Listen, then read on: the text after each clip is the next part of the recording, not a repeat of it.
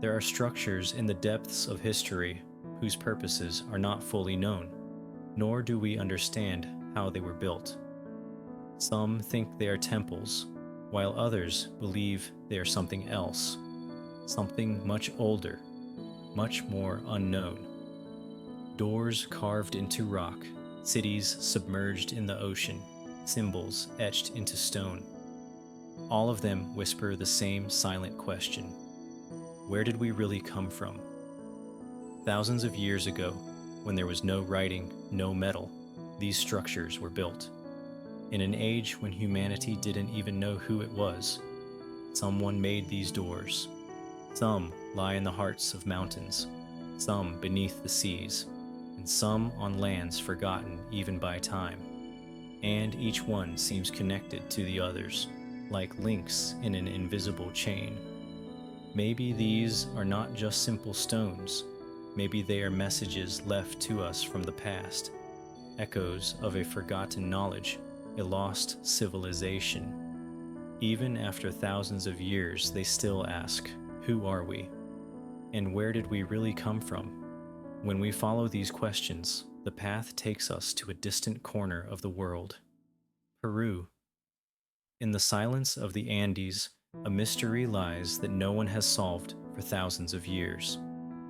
In Peru's Urubamba Valley, a stone door shaped beneath the stars waits like an invitation from beyond time. But this door opens to nowhere. It is only carved into rock, worked with perfect geometric lines, and has stood there for thousands of years. Today, I will slowly take you on a journey to one of the world's most mysterious doors, Naupahuaca. Naupahuaca is an ancient temple nestled among steep cliffs, buried in the lap of nature. As the cool night air glides over the stones, the moonlight makes old symbols gleam. Here, time seems almost to have stopped. When you stand before the stone door, you feel the breath of a world from thousands of years ago.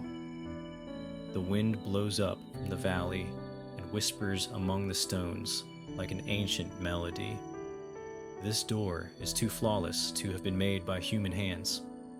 Carved into andesite rock, this structure possesses a precision that's difficult even with modern tools. Every corner is exactly 90 degrees. Every surface is smooth, polished, as if to glass. The texture of the stone makes you feel the traces of the past at your fingertips. How did Inca masters work these stones so perfectly? What tools did they use? These questions have awaited answers for centuries. Right next to the door, there's a three-tiered niche. This niche forms the heart of Andean cosmology. The first level represents Uhu Pacha, the underworld. The second level represents Ke Pacha, our physical world. And the third level represents Hanan Pacha, the celestial realm. These three levels formed the foundation of ancient Inca belief. Death was not just an end, but a passage to another realm, and this door was a threshold for that passage. Local people believe Naupahuasa is surrounded by ancient energy. When night falls, it feels as if you can hear the footsteps of old shamans among the stones. At dusk and dawn, spirit beings called Naupa would pass through this door. Naupa means spirits of ancient times. They wander between the world of the dead and the world of the living, and this door was their point of passage. Behind the door, the wisdom of a forgotten world was said to be hidden. The Incas used this place to mourn and to communicate with the dead. They would leave offerings here, pray, and wish for the souls of their loved ones to pass peacefully into the other world. Sometimes, in the melodies carried by the wind, you can find the whispers of this wisdom. The wind that roams over the stones whispers stories thousands of years old. With every breath, you draw a little closer to the depths of the past. Symbols carved into the rocks resemble star maps and cosmic gates. The Chacana, the Inca cross, appears here as well. This symbol was much more than mere ornamentation. Its 4 arms represented the 4 directions, the 4 elements, the 4 seasons. Aligned with astronomical events, it reflected the order of the universe. Legends about the Incas' lost technology echo among these stones. Each symbol is like a key that opens the gates of the cosmos. When the Spanish conquistadors arrived, they tried to destroy this sacred place. They tried to blast the stones with primitive explosives, but the door remained standing despite all attacks. Shattered, wounded, yet still there, still waiting, still silently guarding the secrets of the past.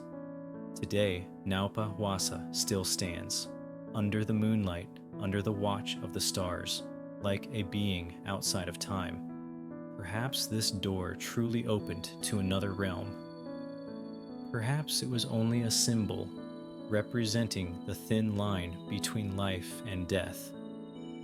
Or perhaps it was the last remnant of a technology we still cannot decipher, a forgotten wisdom. Now, take a deep breath and allow yourself to get lost in the ancient silence of Naupa Huasa. Feel the cold surface of the stones. Listen to the wind's whispers. And as you slowly close your eyes, perhaps you too will take one more step toward the peaceful realms behind that door. Peru's mysterious doors are not limited to Naupa Huasa. Near Lake Titicaca, in the silence of the Hayu Marsa Mountains, there is another door. But this door is very different from the others. Because according to legend, this door has truly been opened, and a man who passed through it never returned. Now I'm taking you to Amaru Muru, the Gate of the Gods. This place is believed to be an interstellar passage, activated by a golden disk, and perhaps a portal opening to another dimension. Close your eyes and slowly dive into the depths of this ancient legend. Amaru Muru is a massive door carved into red rocks, 7 meters high and 7 meters wide. Right in the center, there is a smaller niche. This niche is exactly the size for a human to fit into. And in the middle of this niche, there is a round hollow, as if something were specially carved to be placed there. Locals call this door the Gate of the Serpent. Some call it the Gate of the Gods. Christians, however, fearfully dubbed it the Gate of the Devil. But the oldest legend tells the story of a priest named Amaru Muru. In the early 16th century, the Spanish conquistadors came to Peru for gold, for power, and to destroy the Inca civilization. They raided the Coricancha Temple in Cusco. This temple was the house of the sun god, the most sacred place in the Inca Empire. Its walls were covered in gold. In its garden stood golden ears of corn and golden llamas, and at the heart of the temple was the golden sun disk of the 7 rays. This disk was much more than a mere decoration. According to legend, it was given by the gods. It concentrated cosmic energy, and when used in the right place, it could open an interdimensional door. When the Spaniards entered the temple, a young priest named Amaru Muru grabbed the golden sun disk and fled. He walked for days, perhaps weeks. Spanish soldiers were on his heels, but he had to protect the sacred disk. Because this disk was not just a treasure, it was the soul of the Inca people, the key to their past. At last, he reached the Hayu Marsa Mountains near Lake Titicaca. Here, there was a door from ancient times, carved into the rock, worked with perfect geometric lines, and described in legends, the Gate of the Gods. Out of breath, Amaru Muru stood in front of the door. He placed the golden sun disk he held into the round hollow and at the center of the door, and at that moment, something happened. According to legend, the door began to glow. Blue light seeped out from between the stones. The surface of the door began to ripple like water, as if solid stone had turned into a liquid substance. And Amaru Muru, without the slightest hesitation, stepped through the door. The light reached a dazzling brightness for a moment. Then it faded. The door was once again just stone, and Amaru Muru was never seen again. Spanish soldiers arrived there a few minutes later, but there was no trace of Amaru Muru, only an empty door and a vanished priest. The golden sun disk had disappeared with him. Perhaps into another dimension, perhaps into the realm of the gods, or perhaps somewhere beyond time. Centuries passed, but the legend lived on. Locals believe the door is still active. On some nights, especially during the full moon, strange lights are said to be seen around the door. Some say they feel an electric sensation when they touch it. Others claim that while standing before the door, they hear the sounds of another world. When modern researchers examined Amaru Muru, they discovered surprising things. The door has magnetic anomalies. Compasses don't work properly here. Electronic devices behave strangely, and the stones of the door emit high-frequency vibrations. Some scientists say this is due to natural geological formations, but others think it could be the remnant of an ancient technology. Perhaps the Incas used an energy source we still don't understand. Perhaps they truly knew the secrets of interdimensional passages. Next to the door, there's a small cave. In this cave, ancient shamans used to perform rituals. They drank ayahuasca, entered trances, and sent their spirits to other realms. Some say that while meditating in this cave, they saw the door open. Beams of light burst out from between the stones, and from afar, the sounds of another world could be heard. Was it music or just the wind? No one knows for sure. Locals also call the door Aramu Muru. This name means Gate of Cosmic Wisdom. According to them, this door is not only a physical passage, it is also a spiritual threshold. Those who pass through it travel not only in space, but in consciousness. Some theories propose that Amaru Muru is a stargate. Ancient astronaut theorists believe the Incas communicated with extraterrestrial beings, and this door is the physical manifestation of that communication. Perhaps the golden sun disk was a kind of activation device. Perhaps when it vibrated at the right frequency, it opened a tear in the fabric of space-time. Quantum physicists speak of the theory of parallel universes. Perhaps Amaru Muru lies at a thin point between two parallel universes, and when the right conditions are met, passage between these two universes becomes possible. The priest of Amaru Muru may have stepped into another reality, disappeared from our universe, but continued to exist in another. Shamans offer another explanation. According to them, Amaru Muru is a spiritual gate, a threshold crossed not with the physical body, but with the soul. The priest of Amaru Muru may have left his physical body behind and turned into a pure form of energy. He ascended to the realm of the gods, the world of light. Today, those who visit Amaru Muru sit for hours in front of the door. They meditate, pray, and embark on inner journeys. Some say they feel energy when they place their hands on the door. A warm current rises up their arms. Their hearts race, and suddenly, clarity and peace appear in their minds. Perhaps the true power of Amaru Muru is not in being a physical door. Perhaps its true power is in triggering people's imagination, beliefs, and inner explorations. Perhaps this door opens not outside, but inside us, and still, the legend remains. The priest carrying the golden sun disk, the shining door, and the man who never returned. This story has been told for centuries, by the fire under the stars, passed down from generation to generation. And who knows? Maybe one day someone will find that golden sun disk. Maybe someone will place it again into the hollow at the center of Imaru Muru, and maybe then the door will open again.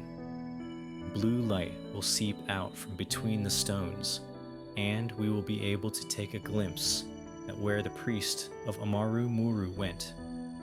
But for now, the door is just a stone, carved into red rocks, gleaming in the light of the sun and the moon, and silently guarding its secrets.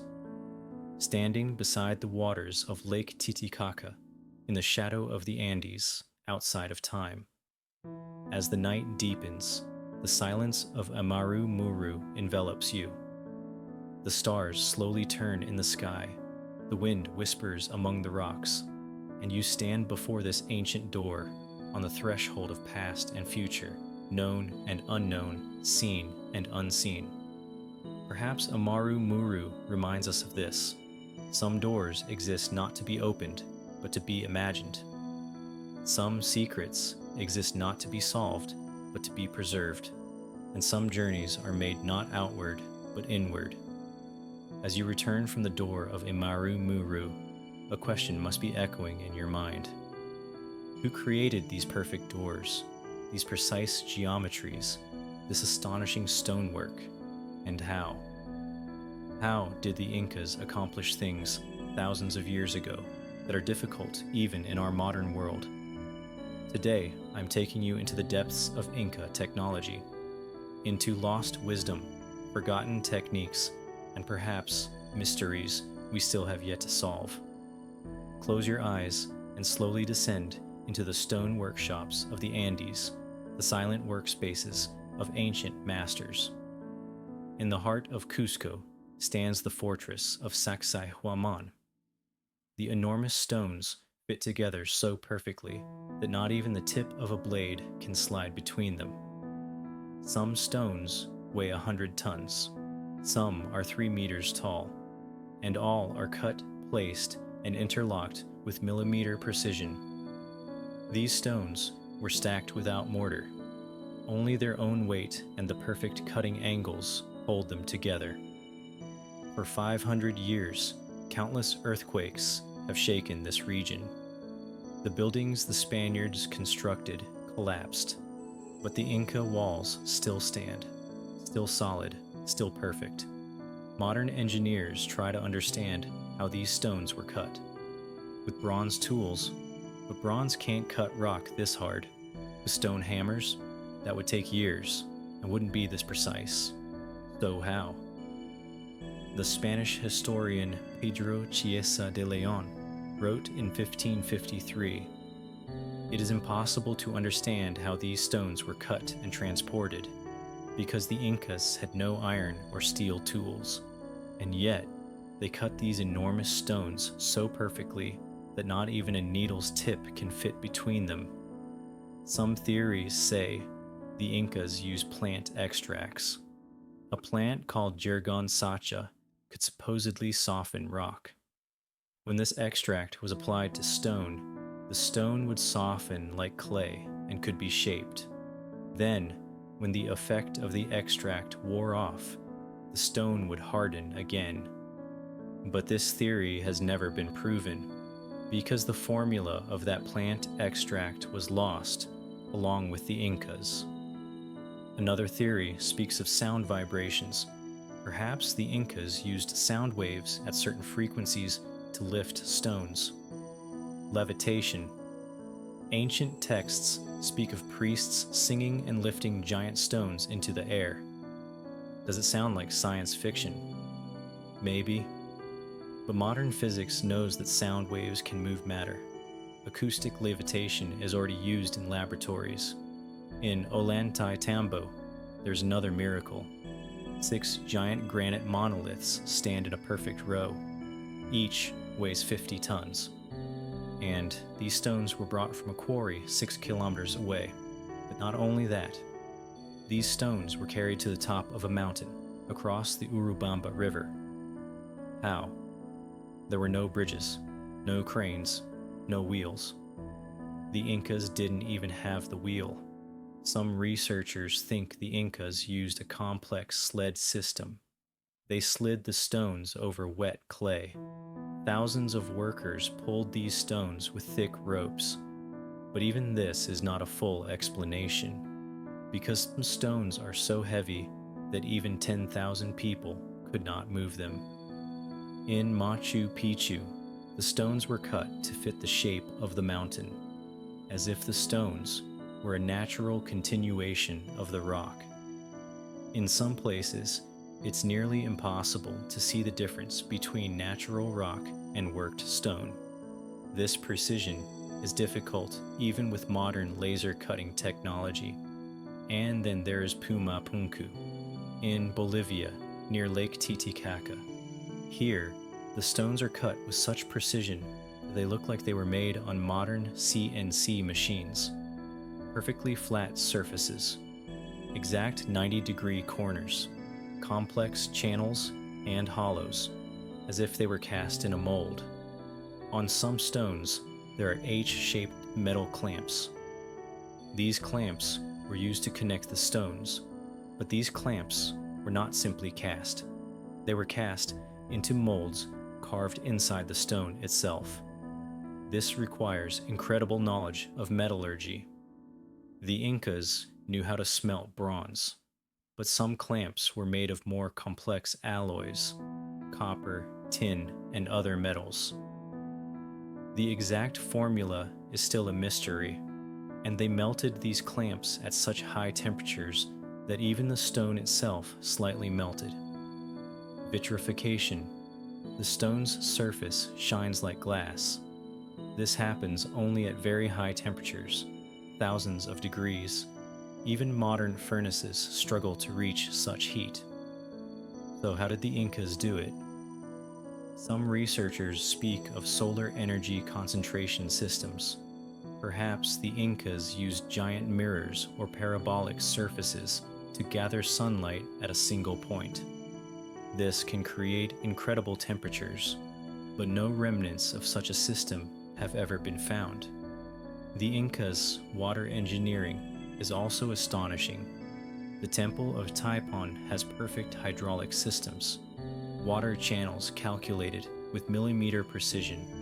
Water flows by gravity, yet it never overflows or stops anywhere. Waterfalls, pools, and ritual baths all work in perfect harmony. The circular terraces of Moray are like an agricultural laboratory. Each terrace has a different microclimate. There's a 15-degree temperature difference between the top terrace and the bottom terrace. The Incas tested different plants here. Which plant grows best in which climate? Which seed is most productive at which elevation? They experimented with all of this in this natural lab. This is not just agriculture. This is advanced scientific research, controlled experiments, data collection, and spreading the results throughout the empire. Thousands of years ago, the Incas were laying the foundations of modern agricultural science. And then there's the quipu, an information system made of strings encoded with knots. The Incas had no writing, but they had quipus. Each knot represented a number. Each color indicated a category. And with these strings, they recorded the data of the entire empire. Censuses, harvest amounts, tax records, military forces. Some researchers even believe that quipus contained not only numerical data, but also stories and history. Perhaps all Inca wisdom was hidden in these strings. But after the Spanish conquest, most quipus were burned, and the knowledge of how to read them was lost. Today, only a few hundred quipus remain, and no one can fully decipher them. We know the meaning of some knots, but the complex combinations are still a mystery. Perhaps the Incas' greatest technology is hidden in these strings, and we have yet to learn how to read them. The Incas' knowledge of astronomy is also noteworthy. Intihuatana stones were used as sundials, but not only to measure time, also to mark solstices, equinoxes, and important astronomical events. These stones were placed so precisely that the sun's shadow falls exactly on specific points on certain days of the year. The Intihuatana in Machu Picchu is especially important. Some believe this is not just a sundial, but also an energy focal point. People say they feel energy when they place their hands on this stone. Perhaps the Incas understood the Earth's magnetic fields, ley lines, and cosmic energies, and they used these stones to concentrate these energies. The walls of the Coricancha temple were once covered in gold, but not just for decoration. Gold reflects energy, it reflects light, and perhaps it reflects other things as well. Maybe these golden walls served as a kind of resonator, concentrating and focusing cosmic energies for rituals. The Incas' medical knowledge was advanced too. They performed skull surgeries, trepanation, drilling holes in the skull, and surprisingly, most patients survived. Signs of bone healing show that they lived for years after the operation. They used coca leaf as an anesthetic. They made medicines from healing plants. They stabilized broken bones with materials like plaster, and they did all this centuries before the birth of modern medicine. But perhaps the greatest secret of Inca technology lies in lost knowledge. When the Spaniards arrived, they didn't only plunder the gold, they destroyed the knowledge as well. They burned temples, they destroyed quipus, they killed the priests, and with them, the wisdom of thousands of years was lost. Today, only the stones remain, silent witnesses, remnants of forgotten techniques. And we try to imagine what was lost by looking at these stones. Perhaps the Incas' real technology was not machines or tools. Perhaps their true technology was knowledge of living in harmony with nature, understanding stone, listening to water, following the sun, and seeing all of this as a whole. In our modern world, we see technology as machines, computers, engines, electronics, but the Incas saw technology differently. For them, technology was the art of understanding and using natural forces, gravity, acoustics, geometry, and energy. Perhaps we are asking the wrong questions. Instead of how did they do it, we should ask, why did they do it so well? Because the Incas were not just building, they were creating. Every stone was a work of art, every structure a prayer, every city a reflection of the cosmos. Look at the city plan of Cusco. It was designed in the shape of a puma. Its head is Sacsayhuaman. Its body is a central square. Its tail is where two rivers meet. This is not a coincidence. This is sacred geometry. The city was designed like a living being, and all Inca roads led to Cusco, Capac Ñan, the road of the four quarters, north, south, east, west, a total of 40,000 kilometers. Roads that cross mountains, cut through deserts, and pierce forests. And all of them were built with perfect engineering, paved with stone, equipped with drainage systems, and connected to each other with suspension bridges.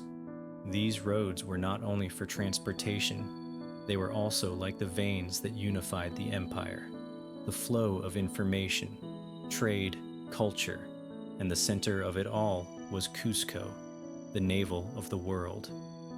In the Inca language, Cosco, navel, the Incas saw themselves as part of the universe, not separate but integrated. Pachamama, Mother Earth, Inti, the sun god, Mama Quila, the moon goddess, Ilapa, the thunder god. All were members of the great cosmic family, and the Incas tried to live in harmony with this family. Perhaps that's why their structures are so durable, because they built them not against nature, but together with nature. When earthquakes come, Inca walls dance. The flexible placement of stones absorbs the shaking. While modern buildings collapse, Inca walls remain standing. This is not just engineering, this is wisdom, respect for the power of nature, and the art of working with it. As the night deepens, the silence of the Andes envelops you. The stars shine as the Incas saw them. The same moon, the same mountains, the same stones. But the knowledge is lost. Perhaps one day we will rediscover these secrets. Perhaps modern science will understand what the Incas knew. Perhaps we will learn to read those lost quipus, and then the wisdom of thousands of years will be revived. But for now, only the stones speak, in a language that is silent, patient, and reaching toward eternity.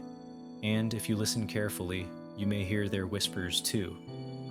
The giant stones of Sacsayhuaman, the cloud-kissed terraces of Machu Picchu, the mysterious monoliths of Ollantaytambo, all tell the same story. Once, an extraordinary civilization lived here. They bent stone, they crossed mountains, and they touched the sky. Now, take a deep breath.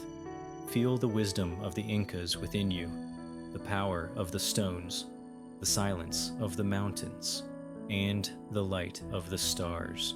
Slowly, peacefully, pass through the gates of sleep, because in your dreams, perhaps you too will see those lost cities, those golden temples, those mysterious ceremonies, and maybe, just maybe, you will take one step closer to the secrets of the Incas. And now, from the high mountains of Peru and Incas, we journey to one of the oldest mysteries of the world, a legend, a dream, or perhaps a forgotten truth. The lost city of Atlantis. The story of Atlantis has survived to the present day as one of history's greatest mysteries. So, what is the source of this legend? Where did all these rumors, theories, and investigations begin? The answer lies in two dialogues penned by the Greek philosopher Plato about 2,400 years ago, Timaeus and Critias. Written around 360 BCE, these texts are the oldest and most detailed sources we have about Atlantis. Plato does not present this lost civilization as a passing anecdote, but with a complete social structure, geographical location, and dramatic end. But here's the interesting part. Plato presents this story not as a product of his imagination, but as a real historical event. According to Plato's account, the story actually comes from his great-grandfather, Solon. Solon was one of Athens' most famous lawgivers and had traveled to Egypt in the 590s BCE. In the ancient city of Sais in the Nile Delta, he held long conversations with the temple's elderly priests. One day, one of the priests said to Solon, "You Greeks are always children. Among you, there is no old wise man." The priest explained that the Greeks continuously forgot their past due to natural disasters and wars, whereas Egypt's records had been preserved intact for thousands of years. And then he told Solon an incredible story from 9,000 years earlier. According to this story, there was a colossal empire named Atlantis. This empire was so powerful that it threatened the entire Mediterranean world. But the ancestors of Athens stood against this giant power alone and eventually defeated Atlantis. However, immediately after the victory, a terrible earthquake and flood occurred. Within a single day and night, the island of Atlantis sank to the bottom of the sea, and that heroic Athenian army was buried beneath the earth. When Solon returned to Athens, he told this story to his family, who passed it down from generation to generation until it finally reached Plato's ears.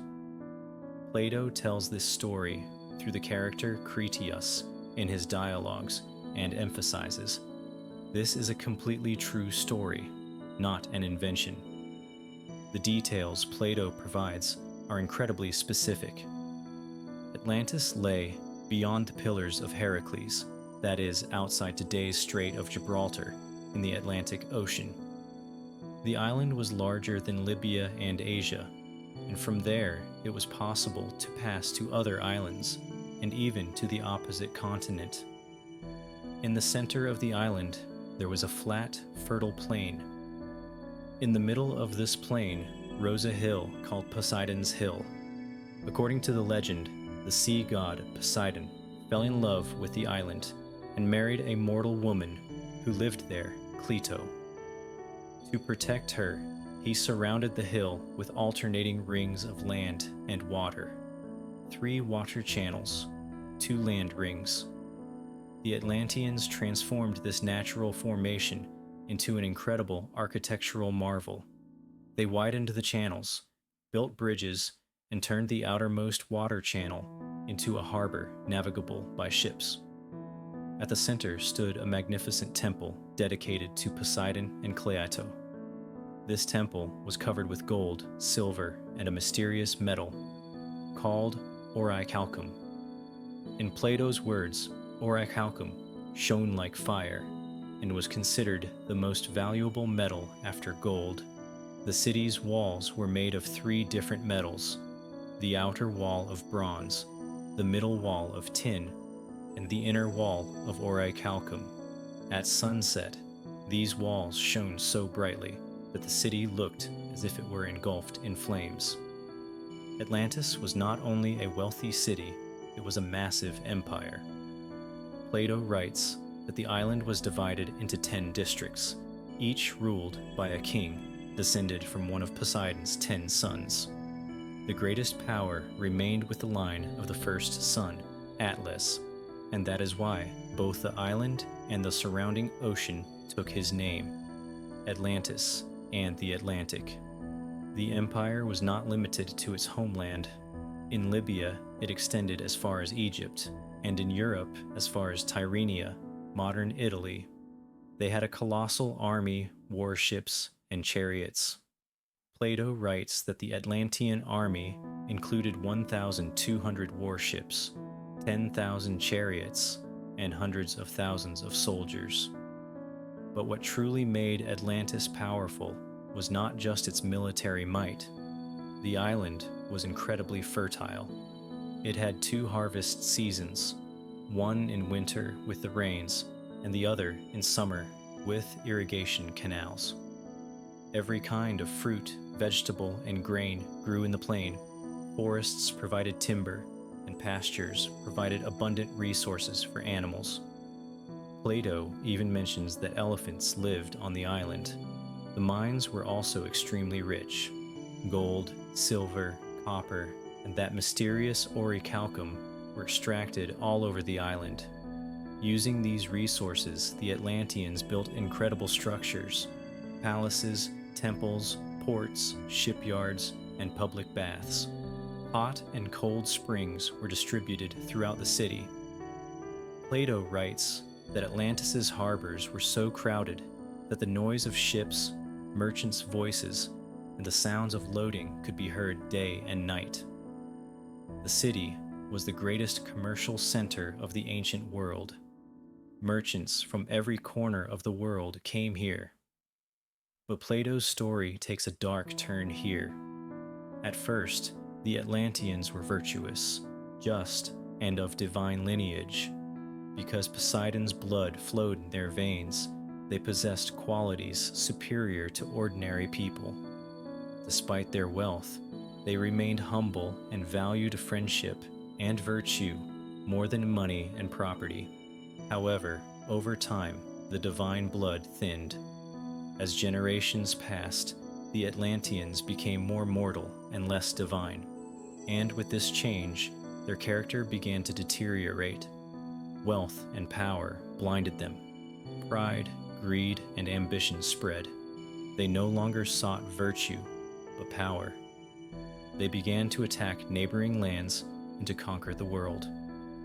According to Plato, the armies of Atlantis attacked the Mediterranean and conquered many regions. They advanced to the border of Egypt in Libya and as far as Tyrrhenia in Europe. But then they faced Athens. Ancient Athens was at that time a small yet extremely brave and virtuous city-state. Even as Greek allies deserted them one by one, the Athenians stood alone against Atlantis. And incredibly, Athens won. They repelled Atlantis's massive army, liberated the occupied lands, and returned freedom to the Mediterranean. Here, Plato praises Athens's virtue, courage, and military genius. But the victory was short-lived. Immediately after the war, a terrible natural disaster occurred. In Plato's words, violent earthquakes and floods took place, and in a single day and terrible night, all your warriors were swallowed up into the depths of the earth in one mass, and the island of Atlantis in like manner disappeared into the depths of the sea and vanished. In one day, in one night, an entire civilization, millions of people, magnificent cities, temples, palaces, all swallowed by the sea. Plato writes that after this event, the sea in that region became impassable because ships could not proceed due to the shallow mud left by the sunken island. This is how Plato's story of Atlantis ends. But a critical question arises here. Did Plato truly present this as a historical event, or did he use it as a philosophical allegory? Scholars have debated this question for centuries. Some think that Plato created Atlantis to deliver a philosophical lesson about the ideal society and its collapse. The story shows how pride and moral decay can destroy a civilization. Atlantis, which at first was virtuous and godlike, fell when it began to pursue material wealth and power. Athens, on the other hand, succeeded by remaining small yet virtuous. According to this view, Plato used Atlantis to give concrete form to the ideas in his ideal state in the Republic. The story shows how a virtuous society ruled by philosophers, Athens, can succeed, and how pride and immorality, Atlantis, can lead to disaster. But on the other hand, there is Plato's insistence on presenting the story as true. In Critias, he repeatedly emphasizes, this is a true story, not a myth. He speaks of Solon, of Egyptian priests, of records going back 9,000 years, geographical details, numbers, architectural descriptions. These seem like too many specific details for a mere philosophical allegory. Perhaps the truth is this: Plato was inspired by a real event and used it for his philosophical purposes. Perhaps the Egyptian priests truly told a story about an ancient civilization and a disaster.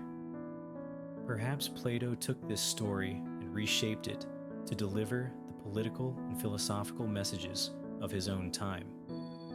After Plato's death, the Atlantis story was interpreted in different ways.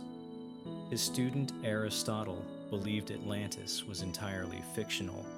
His famous saying was, "The one who invented Atlantis destroyed it," meaning Plato both invented it and destroyed it in the story.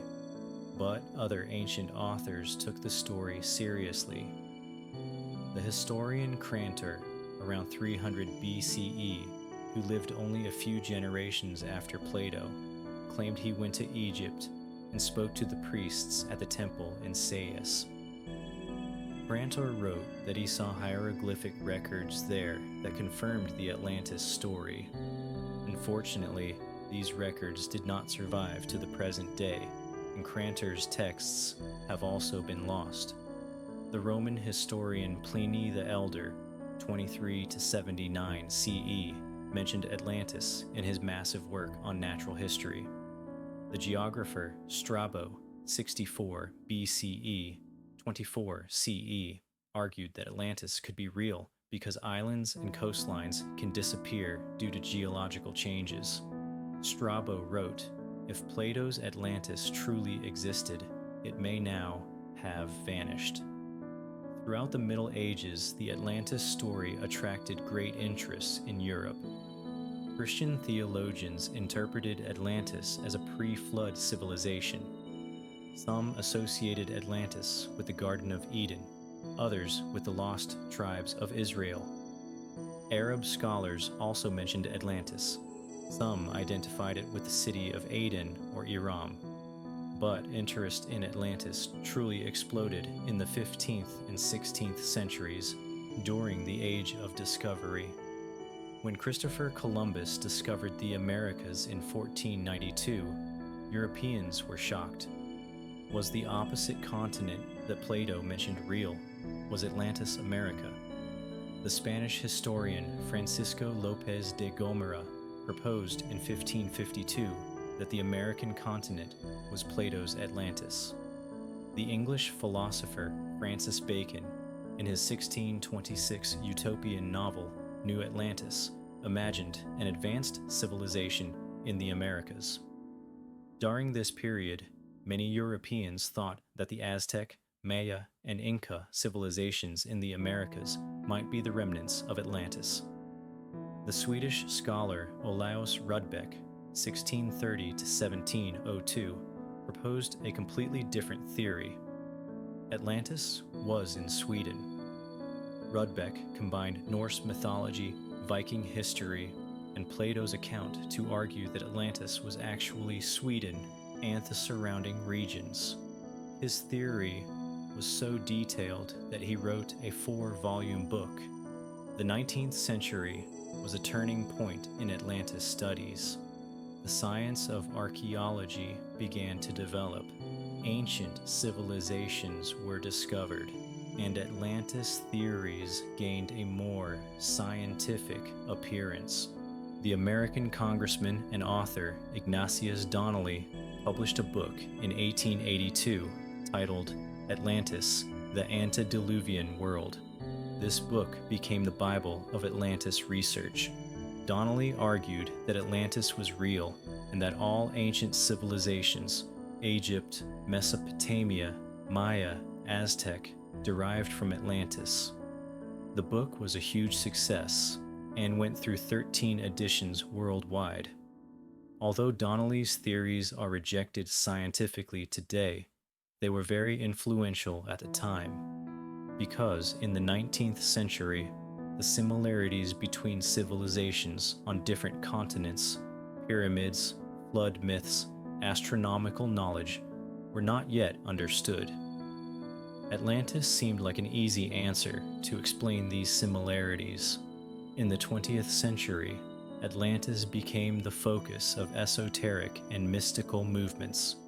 Helena Blavatsky, founder of the Theosophical movement, claimed that Atlanteans possessed psychic powers and still existed on the astral plane. The medium Edgar Cayce, 1877 to 1945, gave hundreds of readings about Atlantis while in trance and predicted that Atlantis would re-emerge in 1968, which did not happen. Unfortunately, Atlantis was also used by Nazi Germany. Nazi ideologists claimed that the Atlanteans were the ancestors of the Aryan race and used these so-called scientific theories in their racist propaganda. Its dark period cast a serious stain on Atlantis studies. Today, 2,400 years later, the story Plato wrote is still debated, researched, and imagined. Thousands of books have been written, hundreds of documentaries made, countless theories proposed. Atlantis has become an integral part of pop culture. From movies to video games, from novels to comic books, it appears everywhere. But the most important thing is this: Plato's story represents humanity's longing for a lost golden age, a perfect civilization. Perhaps whether Atlantis is real is not so important. What matters is what this story tells us. How can pride and moral decay destroy a civilization? How can virtue and wisdom be preserved? And perhaps the deepest question: will our civilization share the same fate? Plato's Atlantis is not just a story, it is an archetype that resonates in humanity's collective memory. Perhaps there truly was a civilization that sank into the ocean 9,000 years ago. Perhaps Plato created a literary work by combining different ancient disasters and different lost cities. Or perhaps both are true. Imagine a scene like this: a city whose walls covered in gold and orichalcum glow like fire at sunset. The Poseidon temple rising at the center, the giant statue of the sea god. Harbors full of ships, merchants from all over the world, boats passing through canals, people walking over bridges, and palace gardens, exotic plants, elephants, golden fountains. And then, in an instant, everything ends. The ground shakes, buildings collapse, giant waves swallow the city, screams, chaos, darkness, and then silence. Deep, cold, eternal silence. Atlantis at the bottom of the sea, condemned to be forgotten, but it is not forgotten, because Plato's words survive, and these words ignite the imagination of millions over centuries. Perhaps this is the true legacy of Atlantis, a story that resists oblivion and continues to be imagined. Plato told us that Atlantis was beyond the pillars of Heracles. But 2,400 years later, researchers are searching for this lost city all over the world.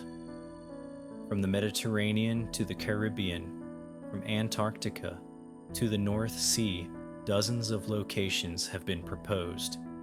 But two places are particularly noteworthy: the island of Santorini and the Bimini Road. Let's examine these two mysterious places in detail. In the Aegean Sea, the Greek island of Santorini is today a tourist paradise, famous for its white houses and blue-domed churches. But beneath this calm image lie the traces of one of the greatest volcanic eruptions in human history. Around 1600 BCE, the volcano at the center of Santorini erupted with incredible force. The eruption was so powerful that the middle of the island literally blew away. What remained is the crescent-shaped island we see today, with a giant caldera, a collapsed volcanic crater, at its center. The eruption was stronger even than the 1883 eruption of Krakatoa and spewed millions of tons of ash into the atmosphere. This eruption destroyed one of the most advanced civilizations in the region, the Minoan civilization. Centered on the island of Crete, this civilization was the most powerful maritime empire in the Mediterranean between 2000 and 1450 BCE. They were known for their magnificent palaces, advanced sewer systems, colorful frescoes, and mysterious linear A script. On Santorini, there was a Minoan city called Akrotiri, discovered in 1967 by archaeologist Spiridon Marinatos. The city was perfectly preserved beneath volcanic ash, just like Pompeii. But unlike Pompeii, no human skeletons were found in Akrotiri. This indicates that the people were evacuated before the eruption. Perhaps the preceding earthquakes warned them. What was found at Akrotiri was astonishing. Multi-story buildings, advanced sewage, hot and cold water systems, magnificent frescoes. The wall paintings depicted exotic animals, ships, harbors, and people in rich clothing. This was a highly advanced, wealthy, cosmopolitan society. So could Santorini be Atlantis? The Greek archaeologist Angelos Gallinopoulos put forward this theory in the 1960s. When you first hear the Santorini theory, the similarities are indeed striking. Think about it: an advanced island civilization, wiped out overnight by a volcanic disaster. Rich, splendid architecture, wall paintings, palaces. A powerful maritime empire dominating the Mediterranean. Hot springs, volcanic activity, and a mountain rising at a center, a hill. Every box checked. It's as if Plato were describing the Thera eruption. But wait, here's where the problems begin. Plato was very clear. He said Atlantis was beyond the Pillars of Heracles. That means outside the Strait of Gibraltar in the Atlantic Ocean. But Santorini, it's right in the middle of the Mediterranean. The second problem: Plato said Atlantis sank 9,000 years earlier, but the Santorini eruption, only 3,600 years ago, a discrepancy of 5,400 years. And the third problem: Plato described Atlantis as a vast continent, larger than Asia and Libya. But Santorini, a tiny island of just 76 square kilometers. Do these problems kill the Santorini theory? Angelos Gallinopoulos did not accept that. In the 1960s, he proposed a radical idea. Perhaps the Egyptian priests exaggerated the numbers tenfold. In antiquity, when conveying large numbers, translation errors and exaggerations were very common. According to Gallinopoulos, 9,000 years should actually be 900 years. The vast sizes should be 10 times smaller. What happens when you apply this correction? The time and scale fits Santorini perfectly. 900 years before Plato is exactly the time of the Thera eruption. The sizes match the real Santorini. Then only one problem remains: geographical location. But perhaps Plato changed the location to make the story more epic. Or perhaps the Pillars of Heracles referred to a different strait. Gallinopoulos' theory revived the Santorini-Atlantis connection. But the debates continue. Now, let's turn to the other candidate, the Bimini Road. In the turquoise waters of the Bahamas, near Bimini Island, there lies a strange formation on the seabed.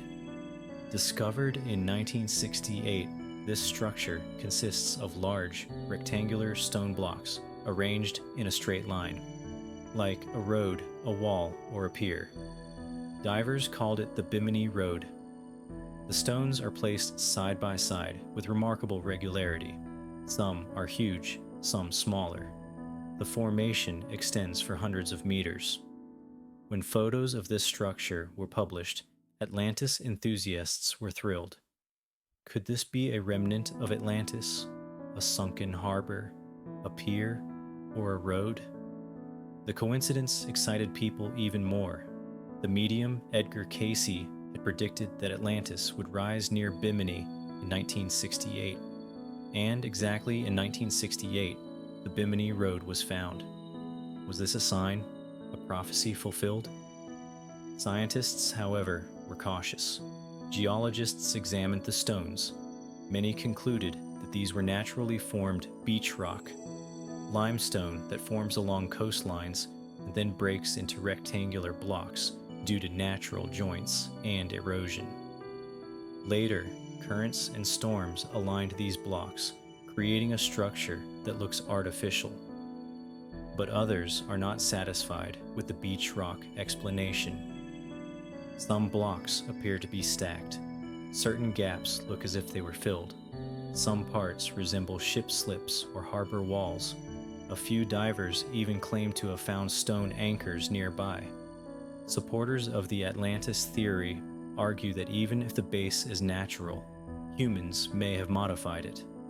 So, is the Bimini Road the remnant of Atlantis? There is no consensus. Most geologists say it is natural.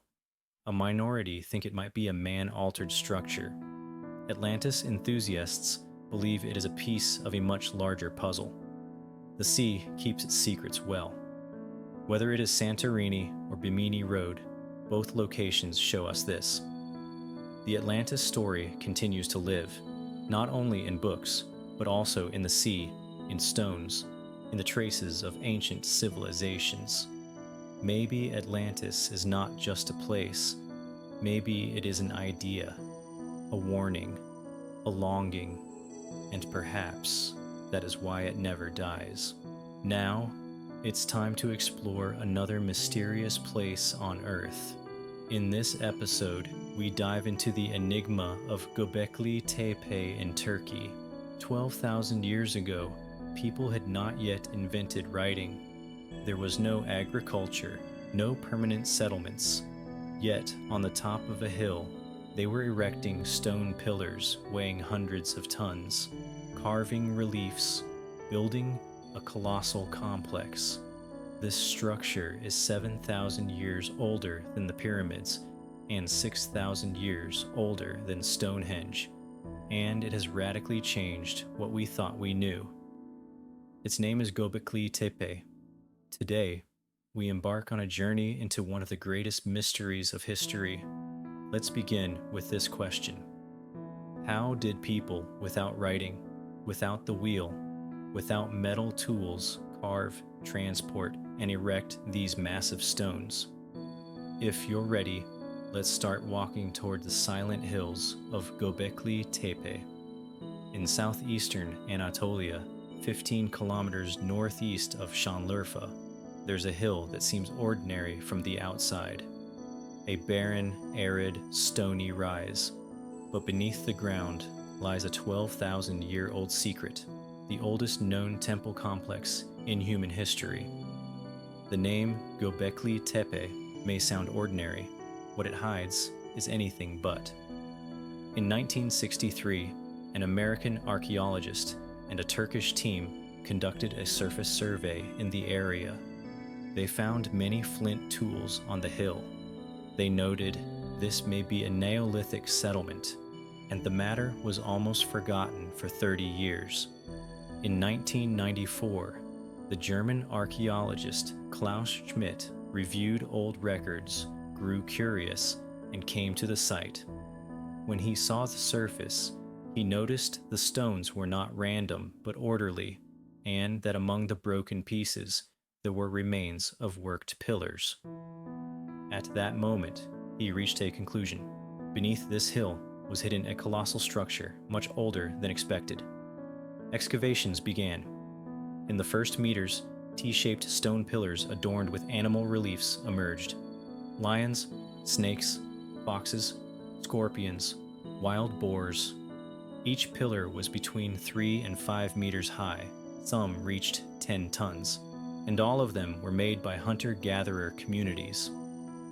The discovery shook the world, because until then the accepted order was that first people settled, then they farmed, and then they built temples.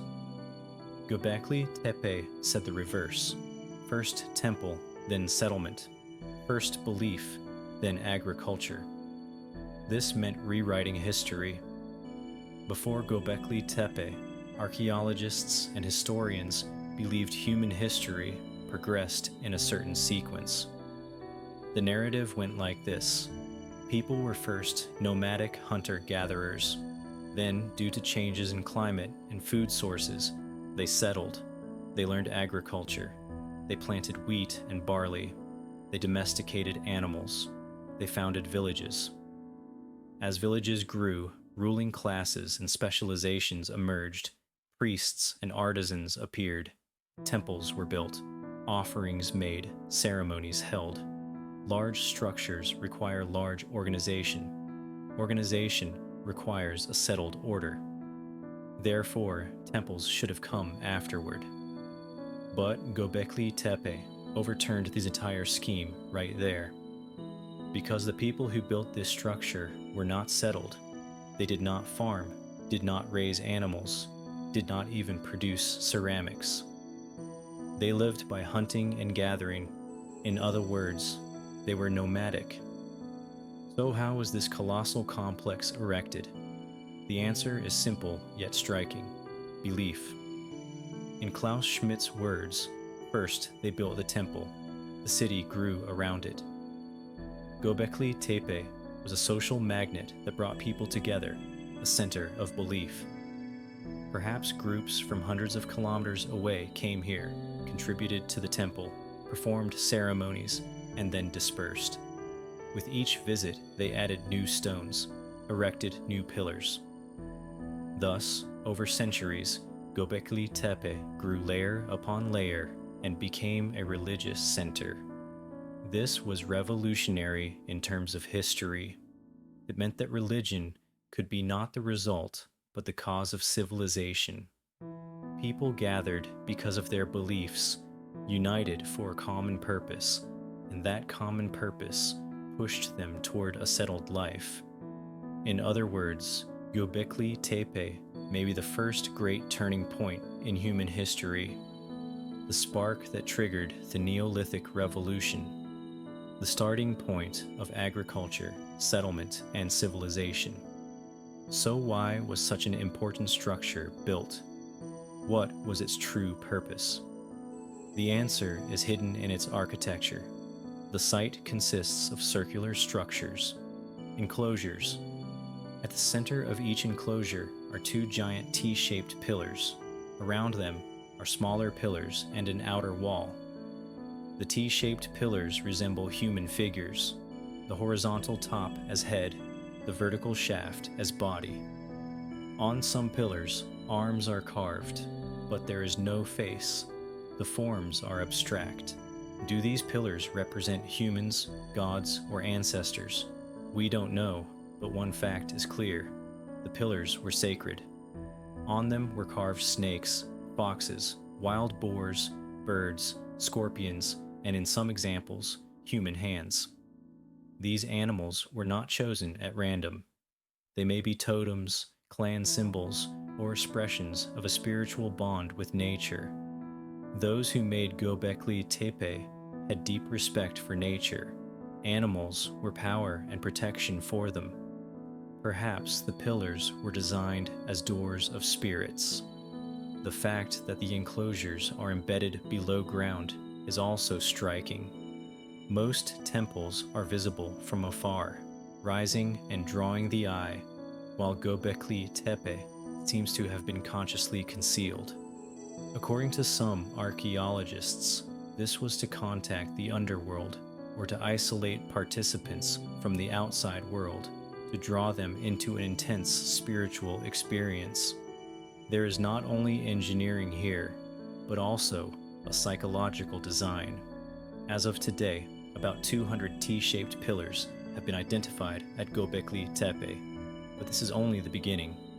Geophysical scans show that many more enclosures remain unexcavated beneath the hill, perhaps 20, 30, or even more. What we see now is about 5% of the whole. The big picture is still incomplete. We do not know the full size of the structure, how many people worked, or how long it took to build. But one thing is certain: Göbekli Tepe is much larger, more complex, and more mysterious than we expected. So how were the stones cut? The pillars are made of limestone. Limestone is relatively soft, but carving, transporting, and erecting a 10-ton block is still extraordinarily difficult. Moreover, 12,000 years ago, there were no metal tools, no iron, no bronze. Only stone tools, obsidian blades, flint chisels, stone mallets. Archaeologists conducted experiments at the quarries. They carved limestone with stone tools. The result: if a team of 10 to 15 people works non-stop, the rough cutting of a single pillar takes about 3 to 4 weeks. For hundreds of pillars, hundreds of weeks, thousands of person-hours. And this is only the cutting phase. Stones were dragged from the quarry about a kilometer away to the hilltop. There was no wheel, no animal-drawn cart, Pack animals were not domesticated, using human power, likely with sleds, logs, a slickened surface, grease, and water, ropes pulled by dozens of people. Transporting a 10-ton stone for a kilometer took days, perhaps weeks.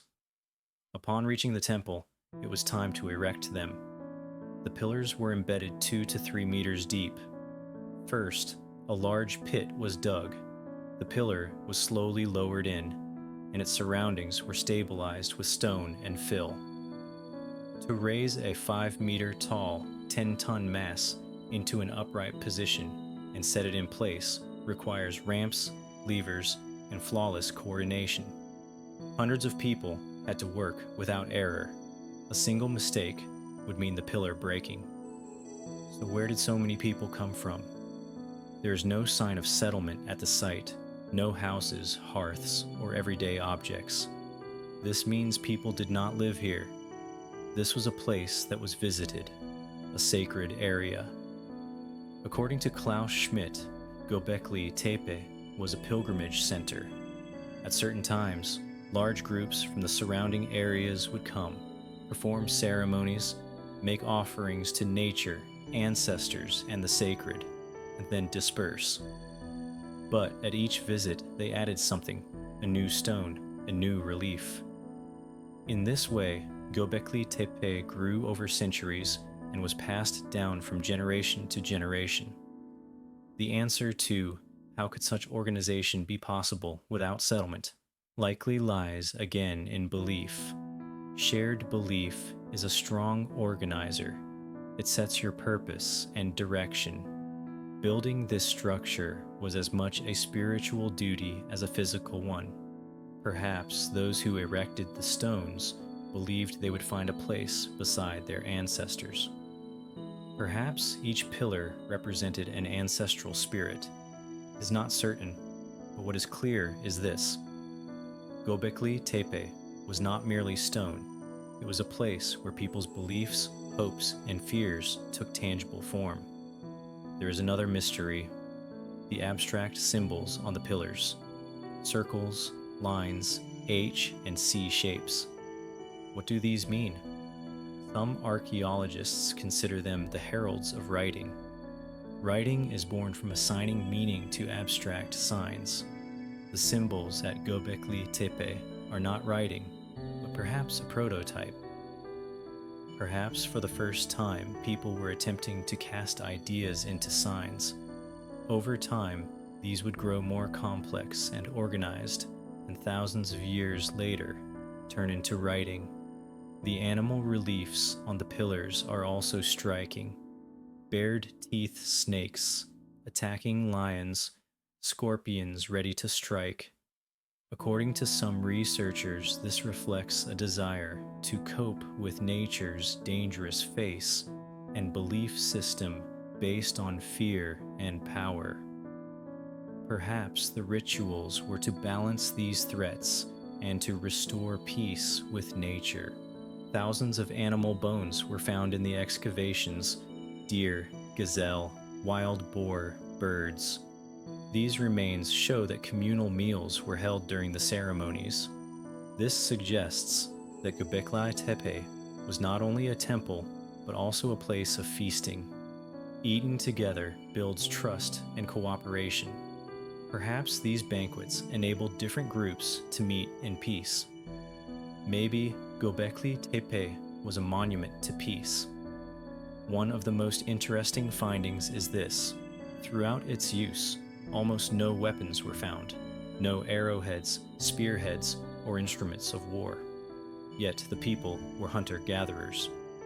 Apparently, within this sacred area, violence and weapons were forbidden. Different tribes left their weapons outside and gathered here. If so, Göbekli Tepe may be the first known neutral zone in history, the first diplomatic center. So why was it abandoned? About 10,000 years ago, that is 2,000 years after construction, use ended.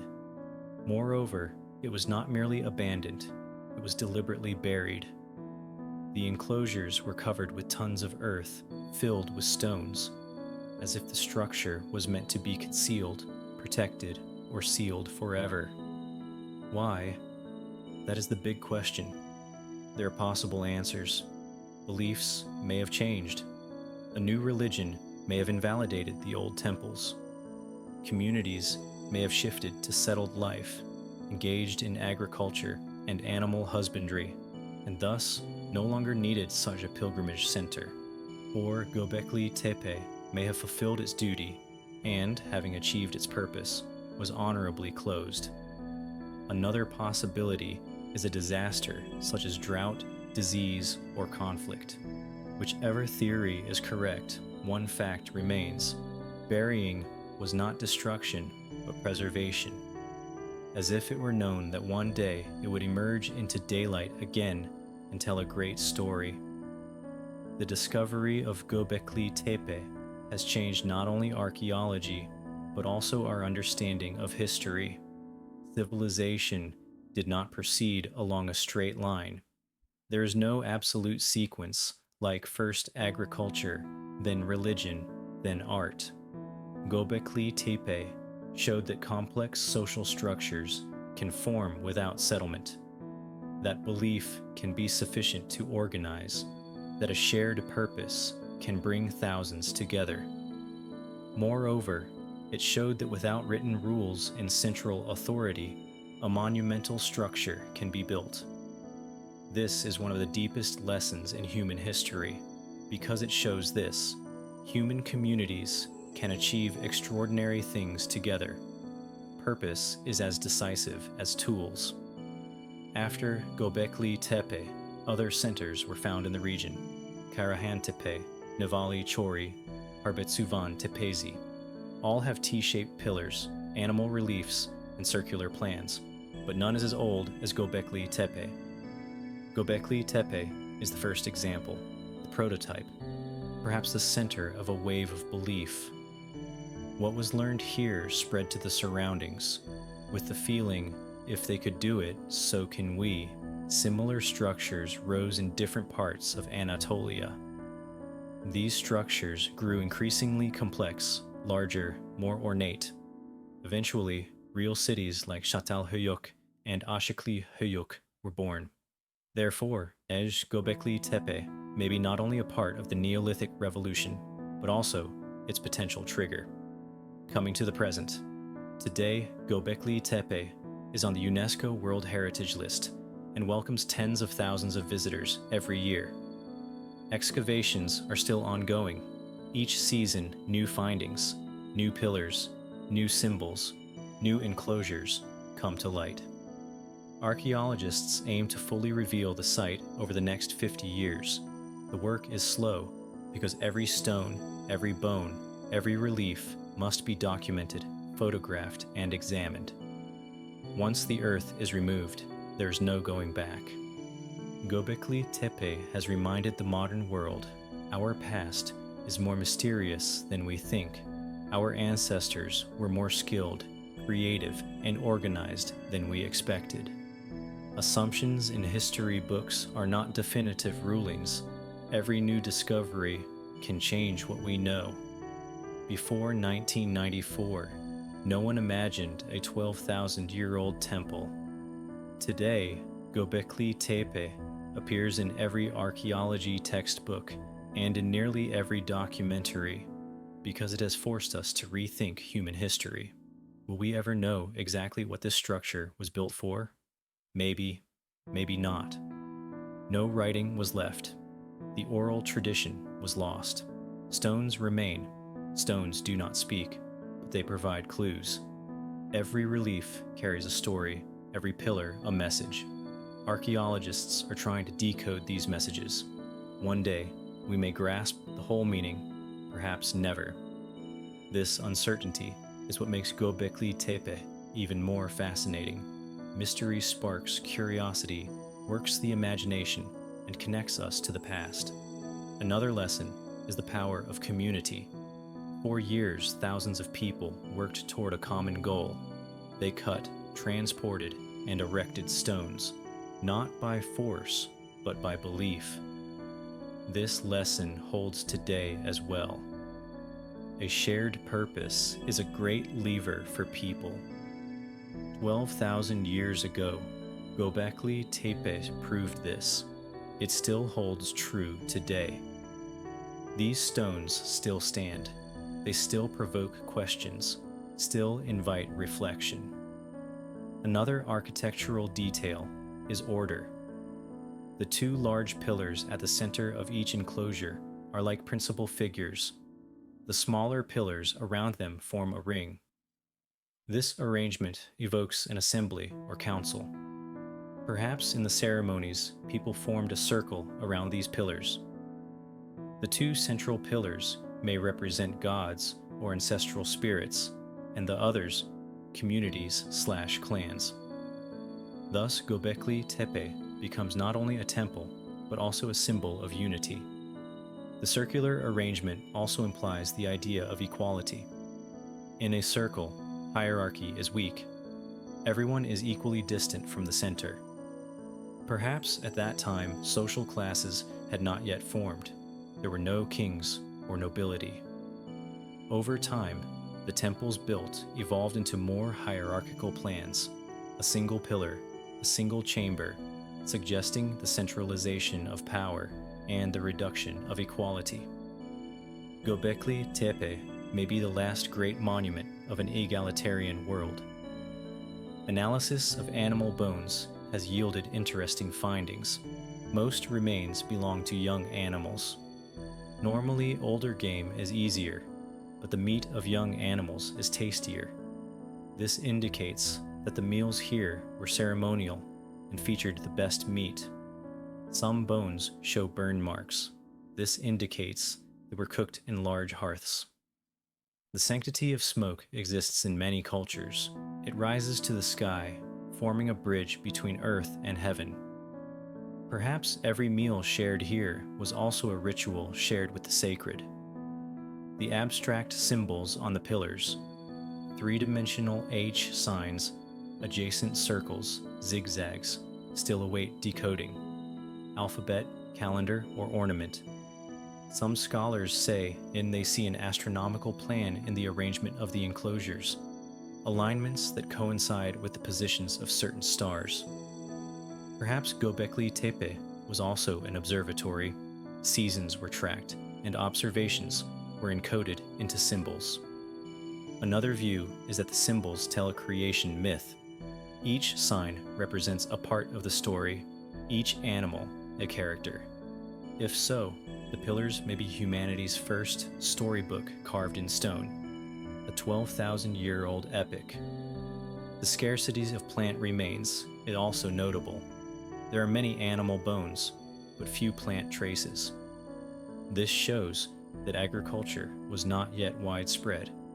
People were gathering wild plants rather than planting and harvesting. By contrast, traces of the world's first domesticated wheat varieties were found in the nearby area. Is it a coincidence that agriculture began in this region and in this period? Klaus Schmidt and others proposed this possibility. Agriculture may have begun because of Göbekli Tepe. Hundreds of people came to the ceremonies, and great quantities of food were needed for big feasts. Hunting and gathering were not enough. As the need became persistent, people tried planting wild wheat. What began as supplementation turned into a routine, and agriculture was born. Thus, religious organization created crowds, crowds created food needs, and that need created agriculture. In this way, Göbekli Tepe opened the door to the greatest transformation in human history, the Neolithic Revolution. This revolution was not limited to agriculture. Agriculture brought settled life brought property, property brought inequality, inequality brought hierarchy, and hierarchy brought the state. Perhaps the seeds of the civilization we live in today were sown with those first pillars erected at Göbekli Tepe. It's striking even to think about. Of course, this is a theory, but archaeological findings support it. Another finding: Human bones are scarce. In most temples, graves are seen. At Göbekli Tepe, they are very rare and generally fragmentary, with a few skull fragments. This suggests that the site was not a cemetery, but a ceremonial center. The skull fragments may be part of an ancestor cult. The remains of important individuals could have been used in rituals and honored at the site. Similar practices are seen, for example, at Çatalhöyük. The construction process required not only physical strength, but also the transfer of knowledge. Stone cutting, pillar erection, relief techniques were passed from master to apprentice. Göbekli Tepe functioned almost like a school. The young took what they learned here back to their communities. That is why Anatolia became one of the centers of the Neolithic Revolution, because Göbekli Tepe was as much a knowledge center as it was a temple. More structures have been discovered in the surrounding area in recent years. Karahantepe is one of the most important. It is 46 kilometers from Göbekli Tepe. It has similar T-pillars and reliefs. However, the pillars are denser, and human figures are more pronounced. On some, eyes, nose, and mouth are carved. Does this indicate a stage after Göbekli Tepe? Perhaps. Or perhaps the two centers were built simultaneously by different groups. Either way, it is clear that Göbekli Tepe was not alone. It was part of a network. Knowledge was circulating, and a shared culture was being built. At the core of this culture, there are animals and abstract symbols rather than statues of gods. This points to an animist worldview. Everything, animals, trees, stones, wind, has a spirit. Göbekli Tepe could have been a place to communicate with these spirits. Here, people made peace with nature, wished for abundance, sought protection. The stones were the carriers of these intentions. Another detail in the architecture is acoustics. The circular plan distributes the voice of the person in the center equally. It creates an amphitheater effect. This was vital for ceremonies, prayers, and hymns. 12,000 years ago, alongside stone craftsmanship, there was also an acoustic knowledge acquired through experience. The construction process likely intertwined with rituals.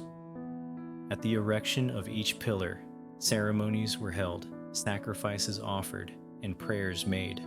Construction was a spiritual journey as much as a physical one. Each step drew the community a bit closer to the sacred. The natural environment provides important context as well. Today, the region is arid, but 12,000 years ago, it was wetter and greener. Forests and wild animals were abundant. Perhaps that is why the area was sacred. Nature was generous. People built a temple to give thanks for this bounty. Over time, the climate changed, rainfall decreased, and forests retreated. Göbekli Tepe became barren. This transformation may be one of the reasons for its abandonment. Göbekli Tepe's contribution is not only archaeological, it is also sociological, anthropological, and philosophical. Instead of a simple, primitive, past narrative, it shows that creative, organized communities with high imagination could carry out giant projects voluntarily. This is a lesson for today as well. When people believe in a common goal, they can accomplish extraordinary things, 12,000 years ago and now. When you visit Göbekli Tepe, your sense of time changes. 12,000 years is an unimaginable horizon. Since then, civilizations have risen and fallen, technologies developed, cities were built. Göbekli Tepe is still there, calm, defying time. It reminds us, everything is temporary, some things are permanent, belief, art, community. This legacy still raises questions today. 12,000 years ago, people without any modern tools realized a vision. Our tools are more advanced. Do we have a shared vision? Göbekli Tepe brings this question to the fore and leaves the answer to each of us. The process of discovery continues. Every year, new excavation seasons open. New pillars, new symbols, new questions come to light. Perhaps tomorrow, a hidden chamber will be found. Perhaps the meaning of the symbols will be solved. Perhaps the ultimate purpose of Göbekli Tepe will be illuminated. Or perhaps it never will. And the mystery will continue. Whatever happens, Göbekli Tepe will remain one of the most impressive works in human history. This story is now part of our memory, our imagination, our culture. Tomorrow, you will tell it to someone else. Thus, the oral tradition continues, this time not with stones, but with words. You don't need to be famous to be permanent. Leaving a trace is enough. We do not know the names of those who built Göbekli Tepe, but their work continues to speak and inspire. This is a kind of immortality, not in the body, but in the work itself. Protecting the future is our responsibility.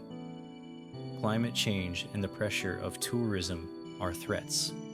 That is why protective roofs are being built and visitor impact is limited. Because once it is damaged, there is no return. Göbekli Tepe has stood for 12,000 years. Passing it to future generations is in our hands. Perhaps it will become more famous, turn into a worldwide symbol. Millions will come to see it and share the same awe, the same questions, the same curiosity. Mystery is not a disappointment. It is the power that keeps the search alive. Geophysical scans show there may be large voids beneath the hill, new chambers, hidden passages, or completely different complex. Archaeologists proceed patiently. To hurry is to cause damage. Every stone, every layer is a line. Reading the story takes time. Göbekli Tepe speaks not only with the past, but also with the future. Humanity's quest to reach the better and the more meaningful has never stopped. It continues today. Perhaps 10,000 years from now, someone will look at what we have done and feel the same admiration and say, like those who built Göbekli Tepe, they too achieved great things with limited tools. That is why the story of Göbekli Tepe never ends. Excavations continue, research deepens, and new information is added. Perhaps tomorrow a new pillar, perhaps the cipher of a symbol. Only one thing is certain.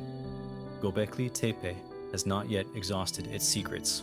It has much to tell, and we will continue to listen. From the stone door in the mountains, Naupa Huasa, to the threshold in red rock, Amaru Muru, and the Incas' mastery of making stone speak.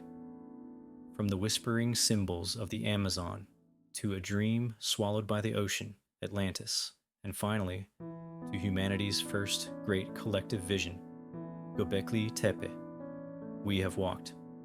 Different geographies, different eras, yet the same question always pursued us. Where do the doors open? Perhaps to other worlds, perhaps to lost cities, but most of all to ourselves. Because every legend, every pillar, every sign whispers the same lesson. When we come together, stone moves from its place, and a bridge is built over time. Today, we still stand before those doors, some in rock, some in water, some in the sky, and some among our words. And perhaps the truest passage is the one opened by curiosity. This journey has no end, only a new threshold. If this journey left a mark on you, don't forget to like, subscribe, and turn on notifications. You can also share your thoughts about this journey in the comments. See you in the next mystery